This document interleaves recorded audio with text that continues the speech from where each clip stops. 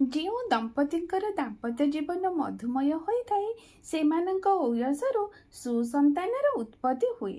ସେହି ପିଲାର ଜନ୍ମ ଠିକ୍ ଥିବା ହେତୁ ପରିସ୍ଥିତି ପରିବେଶର ପ୍ରଭାବରେ ଯାହା କିଛି ଖାଦ ବା ବଦ୍ଗୁଣ ପ୍ରବେଶ କରିଥାଏ ତାହାକୁ ସଜାଡ଼ି ନେବାକୁ ବିଶେଷ କଷ୍ଟ ହୁଏ ନା।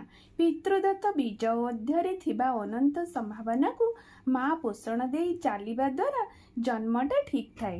ସେଥିରେ ବାହାର ରଙ୍ଗ ବା କୋଟିଂ ବେଶୀ ସମୟ ତିଷ୍ଠି ପାରେ ନା। ସାମାନ୍ୟ ଉଦ୍ୟମରେ ତାହା ଝଡ଼ି ଯାଇପାରେ।